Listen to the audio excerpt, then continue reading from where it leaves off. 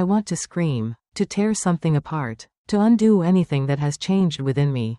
Because now, I am left with only questions, regrets, and an unbearable weight knowing that I let that happen. I had convinced myself that my life was solid, stable, real, but it was all just a carefully constructed lie. I stand in the empty room, his note burning in my fingers, my heartbeat pounding with a rage I cannot contain. He walks in, upends everything, and then leaves, just like that. What am I supposed to do with this? With the silence, the unresolved tension, the undeniable truth that I have changed. And he knew it before I did? And Novice, too blind, too distant, he never saw, never questioned. The morning began like any other, a quiet ritual of warmth and solitude. I cradled my coffee in both hands, savoring the way the early light streamed through the windows, casting long, golden lines across the hardwood floor. For a moment, I allowed myself to sink into the illusion of peace, of predictability. But as I returned from my usual walk, stepping onto the front porch, a strange stillness settled over the house. Something felt wrong. The air inside was thick, charged, as if a storm had passed through while I was gone. My breath caught in my throat as I pushed the door open, my fingers tightening around the handle. Then I heard it, Novice's voice, sharp and low, edged with frustration. I said I need more time. The words sliced through the heavy silence, followed by the sound of pacing, of something being set down too forcefully. My stomach twisted. He wasn't the type to raise his voice. Not at home, not anywhere, yet there he was, his tone coiled tight with something I couldn't name. I should walk in, I should ask, but instead, I stood frozen in the dim hallway, held captive by the sinking realization that something in my life, something I had believed was solid, had just begun to crack. I had just begun to steady myself, to push away the unease curling in my stomach, when the sound of tires crunching against the driveway shattered the silence. My breath hitched. The slow hum of an engine idling just beyond the window sent a pulse of tension through my body. I set my coffee down, my fingers unsteady, and stepped toward the sheer curtains, parting them just enough to see. A black sedan sat in the driveway, its sleek body gleaming under the pale morning sun. The kind of car that looked both deliberate and out of place. Like it belonged in another life, one I wasn't meant to be part of. Then the door opened, a figure stepped out, moving with measured purpose, and for a long moment, I forgot how to breathe. It was him. I knew he was coming. Novice had mentioned it weeks ago. In passing, his tone dismissive, as if it were just another trivial detail in his already burdened life. But seeing him now, standing taller, older, different, sent an uneasy ripple through me. He was no longer the sullen boy I remembered, the one who barely spoke a word to me, whose presence once felt like a shadow in the corner of the room. He had changed. His frame had filled out, his shoulders squared with a quiet confidence that hadn't been there before. His dark eyes scanned the house, the front porch, the windows, and for the briefest second, I swore he looked straight at me. I stepped back instinctively, the curtain slipping from my fingers. My pulse thrummed in my ears. Why was I reacting like this? I had no reason to feel unsettled, no reason to feel anything at all. And yet, there was something about the way he carried himself. The slow, deliberate way he moved, as if he had already anticipated every step before taking it. He wasn't uncertain. He wasn't hesitant. He was here, stepping back into this house, this life, as if he had never left. The sound of the front door unlocking jolted me back into the moment. Novice had beaten me to it, already standing in the entryway as his son approached. Their reunion was stiff, unnatural, like two strangers trying to mimic the gestures of familiarity. My husband clapped a hand on his son's shoulder, a forced attempt at warmth. "Good to see you," he said, though his voice lacked conviction. "Yeah," his son replied, his tone dry, indifferent. He didn't smile, didn't pretend. He let his gaze drift, flicking past his father before landing on me. And just like that, the breath I had only just reclaimed vanished again. His stare was unreadable, not cold, not warm, just knowing, as if he could see the thoughts I refused to acknowledge, the cracks I had worked so hard to smooth over. I swallowed and forced a polite nod, my lips curving into a careful smile. But something inside me had already begun to unravel. Dinner that evening felt like sitting on the edge of a blade. The air between us charged with something thick and unspoken. The long dining table that had once felt comfortable, familiar, now seemed like a battlefield. with each of us strategically placed. An invisible tension pulling us in separate directions. Novice sat at the head. His grip on his fork just a little too tight. His posture rigid in the way a man holds himself when he's trying to appear unbothered. His son, our guest, our stranger, sat opposite me, arms resting loosely on the table. His expression unreadable, as if the whole evening was a game he was already winning. I tried to ease the silence, offering a safe, neutral question. So, what have you been up to lately? I asked, keeping my tone light. He didn't answer immediately. Instead, he speared a piece of food onto his fork, studying it as though it held the answer to something deeper.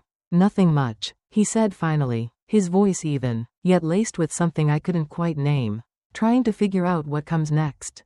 Novice cleared his throat. You were studying something, weren't you? He pressed. A poor attempt at small talk.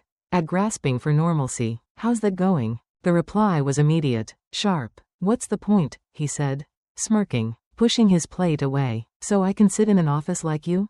The words landed like a slap, their weight sinking into the room, into the silence that followed. Novice didn't flinch, but I saw his jaw tighten. His fingers curl just slightly against the tabletop. He exhaled, forced a chuckle, but it wasn't real. It's called having stability, he said, his voice steady but strained. Something you might want to consider. His son leaned back in his chair, arms crossing over his chest, amusement flickering across his face like a slow-burning ember. Right, stability. Is that what we're calling it? His gaze cut through the space between them, through whatever fragile thread still tethered them as father and son. I hated this, the tension, the quiet warfare happening right in front of me. I searched for a way to shift the conversation, to pull us all out of the sinking pit we were falling into. Do you still paint? I asked, hoping to soften the edges of the moment. His expression flickered, just briefly, before he turned his attention to me. His sharp amusement shifting into something slower, heavier. You remember that? He asked. His voice quieter now, but no less intense. I nodded. You used to draw all the time. For a second, I thought the moment might settle, that we might find something softer to hold onto. But instead, he smiled, a small, knowing curve of his lips. Not everything's worth remembering. And with that, the dinner, the night, and whatever fragile sense of peace we had left collapsed into silence. The house had fallen into silence, the kind that usually brought me comfort. But tonight, it felt different, heavier. As if the walls themselves had absorbed the tension from dinner and refused to let it dissipate. Novice had retreated to his study as he always did, the door closing with quiet finality, shutting himself away from whatever emotion still lingered between him and his son. I, on the other hand, found myself in the kitchen, scrubbing dishes harder than necessary, as if the rhythmic movement could erase the thoughts creeping into my mind. But I wasn't alone. I felt it before I saw him, the subtle shift in the air. The quiet presence that pressed against the space between us. I turned, and there he was, leaning against the counter, a glass of water in his hand. Watching me, his gaze was steady, unreadable, the same way it had been all evening. You seem different than I remember, he said, his voice low, testing. I forced a small laugh, masking the unease curling in my stomach. People change. He tilted his head slightly, as if weighing my words. Then, he smiled, but not a friendly smile. Not an amused one either. Something quieter, something knowing. Not everyone, he murmured. I swallowed, suddenly too aware of how close he was, of the way his voice seemed to settle beneath my skin. The air between us shifted, something invisible but unmistakable pressing against the silence. He wasn't speaking just to make conversation. He was searching for something, testing something, and for a reason I couldn't name. I felt like I was failing whatever test this was. I turned back to the sink, rinsing the last of the dishes, trying to ignore the way my hands suddenly felt too unsteady. You should get some rest, I said, keeping my voice even, controlled. He didn't move. You always like things predictable? His words sent a shiver down my spine, though I kept my back turned. Routine is comforting, I said finally. It's reliable. He repeated the word, slowly, as if testing how it tasted in his mouth. Reliable. I wiped my hands on a towel, forcing myself to meet his gaze, even though my pulse betrayed me. Yes. He didn't speak right away. Instead, he just studied me, the kind of look that felt too careful, too precise, like he was peeling back layers I didn't even know I had. Then, he stepped past me, his shoulder brushing against mine. The touch was brief, accidental even, but it lingered in my mind far longer than it should have. And as he disappeared down the hallway, leaving me standing there in the dim glow of the kitchen light, I realized my life, my safe, reliable life, had just shifted in a way I wasn't ready to face. Sleep didn't come easily that night. I lay in bed, staring at the ceiling, listening to the soft, steady breathing of Novice beside me. The weight of the evening pressed down on me, refusing to let go. The sharp words exchanged at dinner, the lingering tension in the kitchen, the way his gaze had locked onto mine, it all churned in my mind like a tide I couldn't escape. I turned onto my side, exhaling slowly, but it was no use. Something in me was restless, unsettled, seeking something I couldn't define. Without fully understanding why, I slipped out of bed, careful not to wake Novice. The house was dark, the floorboards creaking beneath my bare feet as I moved through the quiet hallways. My steps slowed as I neared the guest room, his room. The door was slightly ajar, a sliver of dim light stretching across the floor. I hesitated, the rational part of me telling me to turn back, to go to bed, to forget this strange pull. But my hand was already reaching forward, pushing the door open just enough to step inside. The room was neat, almost too neat, as if he had arranged it deliberately, leaving no trace of himself behind. My eyes swept over the sparse belongings, lingering on the desk where a single object sat untouched.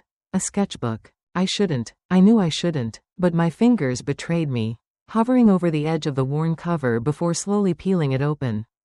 At first, the pages were nothing remarkable. Landscapes, abstract shapes, hurried sketches of faceless people. But as I flipped further, something changed. The lines became more deliberate, the details sharper, as if each stroke of the pencil carried a deeper intent. And then, I froze. There I was, my breath caught in my throat. The drawing was detailed, hauntingly so. Every line, every shadow, every small imperfection had been captured with unsettling precision. It was me, exactly as I was. Not posed, not performing, but real. He had been watching me. A chill crept down my spine, my fingers tightening around the edge of the paper. How long had he been drawing me? How many moments had I not noticed? My mind reeled, caught between unease and something deeper, something I couldn't name. Before I could process it further, a voice broke the silence. Not bad, right? I spun around, heart hammering. He stood in the doorway, arms crossed, watching me. There was no anger in his expression, no embarrassment at being caught, only quiet amusement, as if he had expected this all along. My voice caught in my throat. I didn't know what to say. He took a slow step forward, his eyes flicking to the sketchbook still open in my hands. Funny thing about art, he murmured, it shows what people try to hide. I swallowed hard, my pulse roaring in my ears. And the worst part? I didn't know if he was talking about himself, or me. For the rest of the night, the weight of the sketchbook pressed against my thoughts like a secret I wasn't meant to uncover.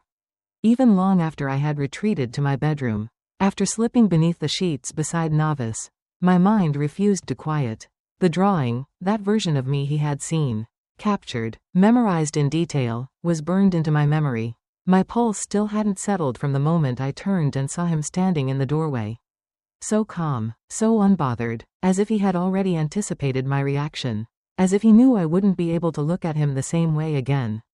The next morning, I tried to ignore the strange energy simmering beneath my skin. I went through the motions, pouring coffee, tidying the kitchen, running a list of things to do in my head, but it was useless. I felt unsettled, exposed, as if my thoughts were no longer entirely my own. And then, just as I turned to set my mug down, I felt it again, the unmistakable sensation of being watched. I glanced up, and there he was, leaning against the kitchen counter, arms crossed, a slow flicker of amusement playing in his expression, as if he could sense the way my breath had caught in my throat.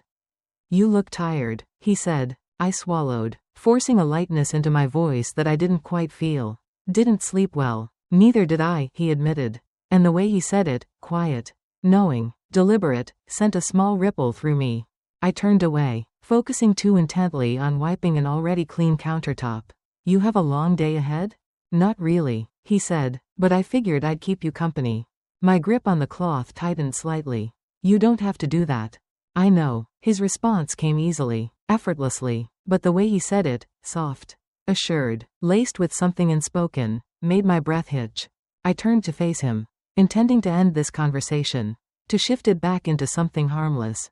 But the way he was looking at me made it impossible. His gaze wasn't impatient or confrontational, it was curious, steady, relentless in a way that made me feel like I was standing under a microscope. He wasn't just watching, he was waiting. For what? I almost asked, but I already knew the answer.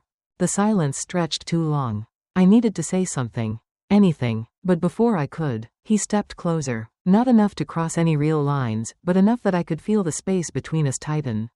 Shrink. Shift into something charged. You always liked routine, he said, his voice quieter now, as if testing a theory. I forced myself to hold his gaze. And? He studied me for a second longer before a small, knowing smirk curved at the corner of his lips. Just saying, he murmured, before stepping back, it doesn't suit you. And then he was gone, leaving me standing there, pulse roaring, hands trembling, knowing, deep down, that he was right. The tension had become something unspoken but impossible to ignore. It lingered in every glance, every too long pause, in the way the air shifted when he entered a room. But I had told myself it would pass. That whatever had been stirring beneath the surface, whatever this was, would fade back into nothing. Swallowed by routine, by distance, by time.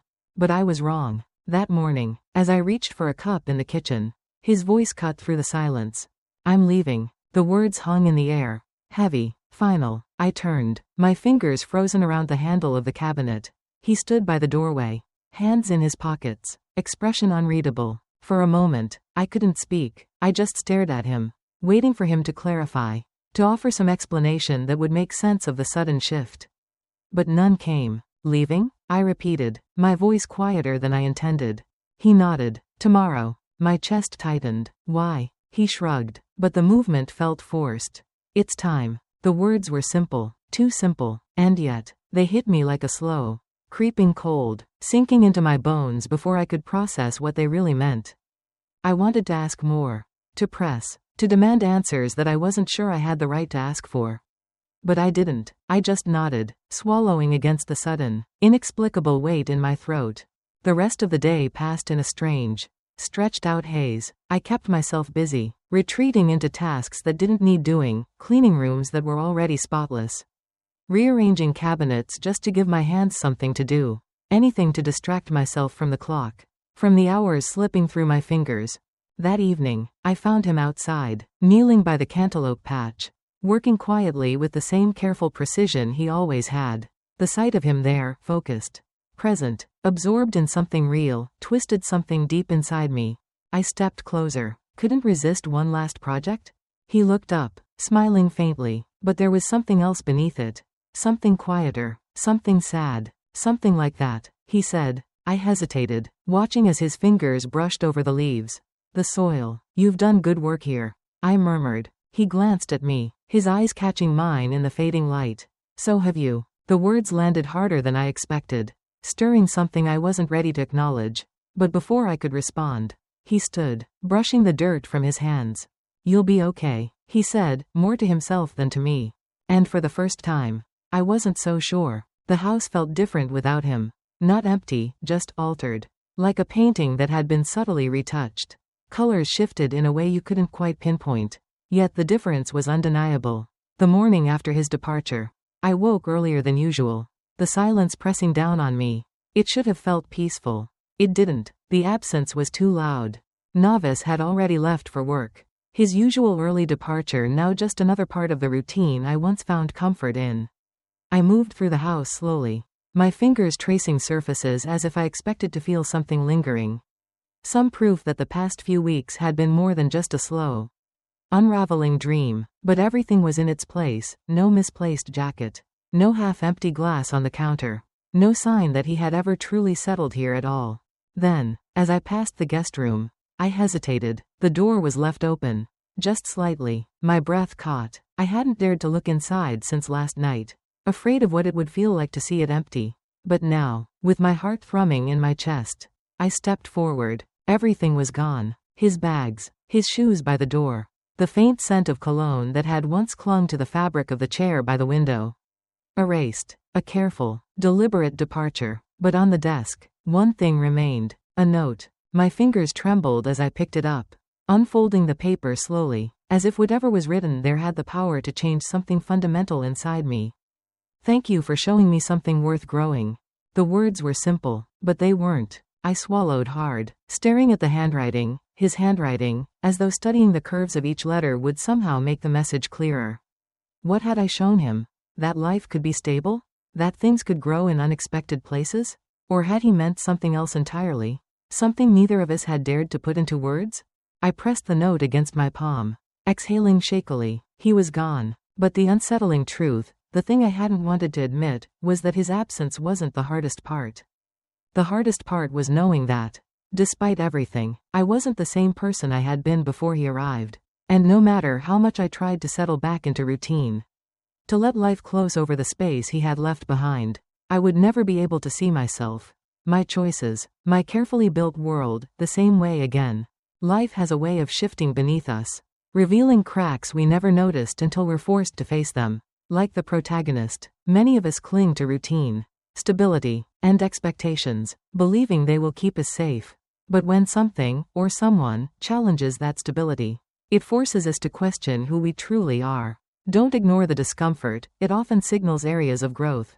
If you feel restless, unsatisfied, or trapped in a life that no longer fits, allow yourself to explore why. Change is unsettling, but sometimes, the hardest goodbyes and the most unexpected moments lead us to the truth we need to face.